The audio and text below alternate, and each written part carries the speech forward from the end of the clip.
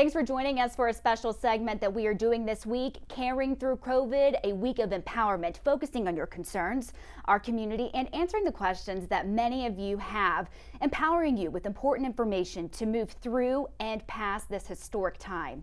Now, this is the third and final part of our series this week. Today, we are focusing on perhaps the biggest impact the pandemic can have, will have, has had on us so far. It is our economy. Now, for those of you who do own a small business or perhaps work for one, the federal government can help you through this hard time. Two programs are in place. We have the Paycheck Protection Program and the Economic Disaster Loan Emergency Advance. The Paycheck Protection Program, in short, is a loan to keep their workers on the payroll. SBA will forgive loans if all employees have had their jobs for at least 8 weeks, and the money must go to payroll, rent, mortgage, interest, or utilities. Our first suggestion is they check with the lender that they do business with to see if they can get the loan through them. Different banks have different criteria because it's a large program, large demand. Economic Injury Disaster Loan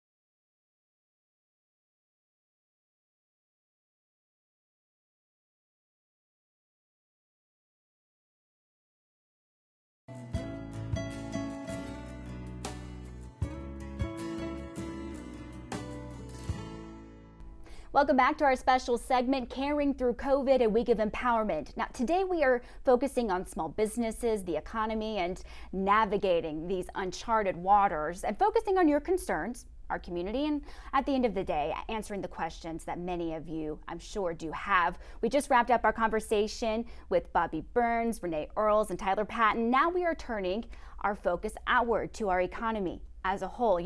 Evidence of the economic toll of COVID-19 continues to pile up as more people are applying for unemployment benefits, but many there's not enough money to go around for people to pay the bills, and as the weeks pass, there is the added stress of trying to find another job. The overall market is really challenging right now, and as I mentioned before, things are just changing on such a rapid basis. Don't be afraid to network with former colleagues or friends and family, and give yourself as much optionality as you can. According to Scott, now is the time to wait to apply for a job. He says the biggest area of opportunity is now with jobs working from home. Scott says that the biggest category of available jobs is at places like the big box and food stores and delivery services. But the survey also found that there's considerable anxiety about getting sick on the job. Just another factor going into all this. Now, two people that are at the forefront of not only keeping our community safe, but also working with local and state leaders to keep our economies afloat. That is Odessa Mayor David Turner and John Norman. He's the District 2 representative on the Midland City Council. Gentlemen, it's good to see you. Thanks for joining us tonight. Mayor Turner, Councilman Norman, you both are business owners, so both of you are seeing both sides of this issue. You know the very real hardships of facing our storefronts, and speaking with that experience, what's your advice to other business owners? Mayor Turner, we'll start with you. Well, it's just to other business owners, I know many have closed. I've had to went and talked to John Bushman and told him that we were going to have to close his mall. I've talked to friends with furniture stores, things like that, and we've had to close those down too. It's unprecedented times. You hear that over and over in West Texas, and it seems to be what we're living through. In my own business, we've had to let people go because, the business is not there because people can't get out. And you want to balance public health, which is one of our primary goals as elected officials, but you also want to manage the business side. And I've been in conversations with Mayor Payton. We are working together, both Odessa and Midland, to hopefully start opening our economies back together so that the message gets out, because we're like two brothers. And people are coming over to Odessa to work, people are going over to Midland to work, Sure. And we want to unify that message. And it's a difficult situation. I wished I had a one-word answer that I could tell them, but I've just been encouraging them. A lot of people are coming to me and say, hey, do you know anybody hiring? And, we need to get the economies back rolling, but we also need to protect their health. Absolutely. And so it is a delicate balance. Sure. Councilman Norman, what are the conversations that you're having? You too are in the same boat of being, a public leader, but also keeping a business open. Absolutely. I remember when this first started, it was a deal where I told people it's like a double-edged sword where, you want businesses to stay open, and me being a small business owner, I want to stay open. But, we also have to look at the health of our entire communities.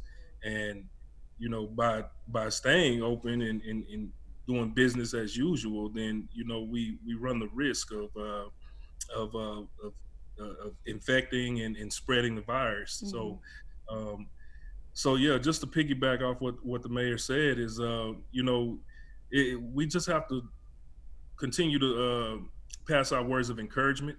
I believe we have to uplift, especially with our local businesses. I believe that we should be doing what we can to purchase from our local businesses, Mm-hmm. so that they can survive this detrimental time, and and just make, and for our small businesses, I believe that we have to make adjustments, just like everyone else has to. It's a lot of online things going on right now. I mean, we're on a Zoom meeting right now, Yeah. so I believe that's one of the things that I did with my business is I modified it to an online training type deal. So I believe there's a lot of things out there, and if we if we don't just if we don't stay in a rut and get out of that rut and be encouraged and be motivated to move forward and get past this and get through this, I believe that we all will. And it's like we always talk about, we'll get through it together. And the only way to do that is to be together and help each other along the way, help our neighbors.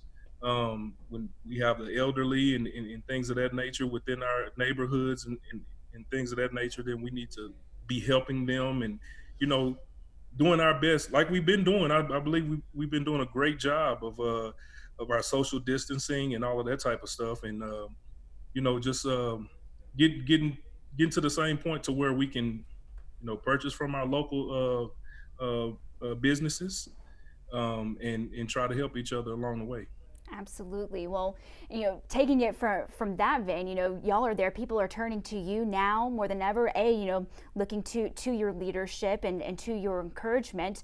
So how has your job shifted now to where, okay, how do you keep the government going? What kind of decisions you're all making to, keep us afloat, but also keep us safe? Mayor Turner, I'll start with you. What kind of conversations you're all having in the city council chambers? Well, what we're having is we're actually running a minimum staff from the city, but we have to provide necessary services: water, sewage, garbage. So we're in the same boat. We've sent people home, and it's been difficult there. But I also have to run a business on the side to pay for this, because I only get paid $100 a month as mayor. But we're just having to be adaptive to the situation. West Texans are strong and resilient. We've been through good times, we've been through bad times. We are tough and fiercely independent. We will get through this. It's just going to be a little bit different for the next few months. We're already talking about, when we open the businesses, how are we going to do it? We need to open them slowly to make sure the virus isn't going up. Right. But you would like to get some of these businesses at least open, to be able to open their doors back up and bring customers out. Absolutely. Councilman Norman, I've listened in on a few of the recent city council meetings, and just listening to the conversations that you all are having. You're having to make tough choices about, purchases or not purchases, changing a business. What are y'all keeping in mind as you are making these decisions during council meetings? Well, I think one thing that we've been keeping in mind, and I just want to send a shout out to our staff. They've been doing an excellent job, through this time of peril. I know this is new for everyone, especially being new on the city council. Yes, what a time to join. You know what I'm saying? And so, but this is new for everyone. Even if you've been on there for a long while, nobody expected, COVID-19 to hit. So our staff has been doing a great job. I believe as a city, we've done things to try to manage the heartache, with our bills and things of that nature. We're not charging any fees, late fees and things like that. And, even with our rents and mortgages or our rents, no one is allowed to be kicked out of their home at this time. Those are things that we put in place to, try to ease that burden that everyone is facing. So, and then when it comes to the council, with our council meetings, it's a deal where, we have to be careful about the things that we purchase, and how we spend our money, which we should be doing in the first place, but it's even more so now, in a time where we don't really know what's going to happen, from day to day. This is a fluid deal that's changing every day, every week, and we just, like I said, just try to stay positive and keep moving forward in the right direction.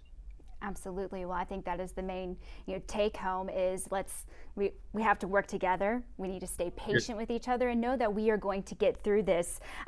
We'll end it on this. Mayor Turner, I saw you post on Facebook. I can't wait to go to a Mexican restaurant and eat chips and queso. And I've got to tell you, I've never identified more with a statement, and we will all get there one day. We can't wait for it.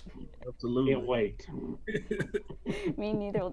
Gentlemen, thank you so much for making time for us, and stay safe, and we appreciate you, all the work you're doing. Thank you.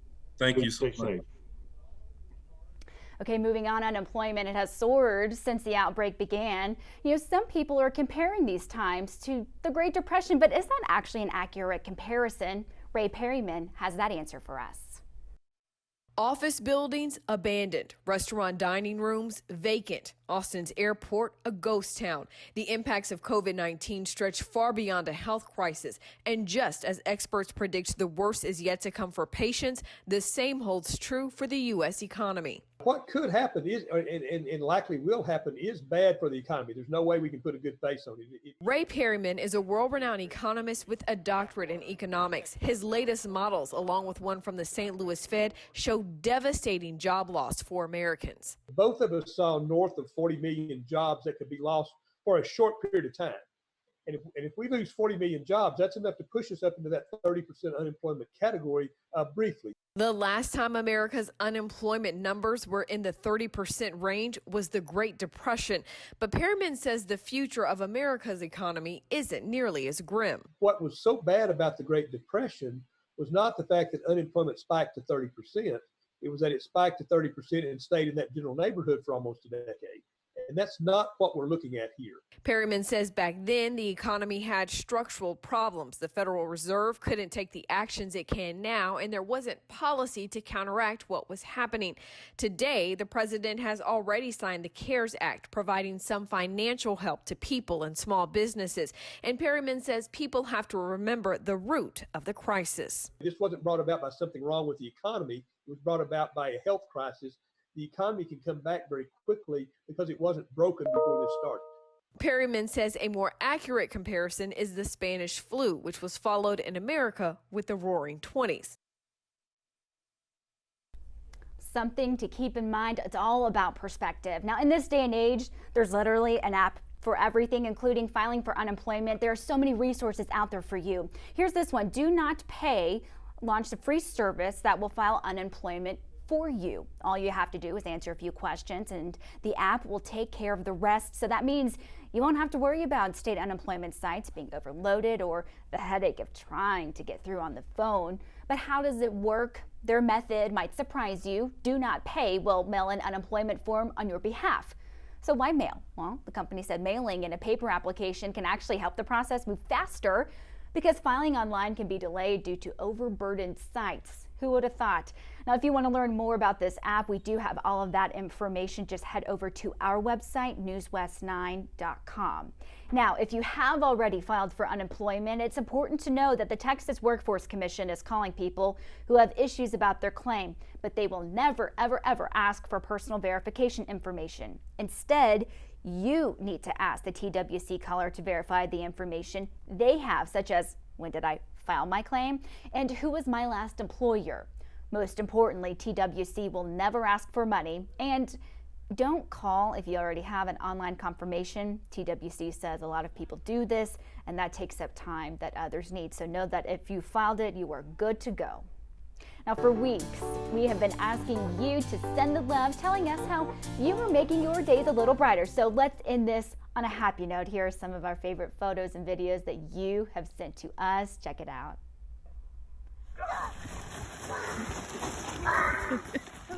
Yes, a teacher from Marathon dressed up in a dinosaur suit, of course, all to surprise some of her special students. Social distancing in mind, how sweet. And the Midland and Fire Departments are sending the love. This always gives me goosebumps. The videos came from Hannah Kane, and it was on his birthday. Hannah posted that while everyone was getting ready to drive by the house, a police officer pulled up and said, "Hey, wait, I've got some friends. We want to join in on the fun." And that's exactly what they did. They even gave Emma a teddy bear for her special day. How sweet is that? Come over, little baby. Hey, little baby. Who is that? Hi. Bust out the tissues for this one. This is Nathaniel. Oh, I'm gonna cry. He hadn't seen his dad in weeks because of COVID-19, because his dad is an investigator with the Criminal Investigation Division in Reeves County. Oh, and he's had to make contact with potentially infected people. So his mom says it's been hard on Nathaniel because he's so close to his dad. He's a daddy's boy, but they've been FaceTiming in the meantime. When his dad pulled up to surprise Nathaniel, he was in tears. I'm in tears. A reminder to cherish every single moment with your loved ones. What are you doing to make your days a little brighter? We all need some brightness these days. Text us your photos and videos. Our number is 567-9991. Now, if you want to go back and watch any of our specials from this week, we've thrown a lot of information out at you. They have all been posted onto our YouTube page. So go there, you can watch all of it, pause it, get all the information that you need. That's all the time we have for you right now.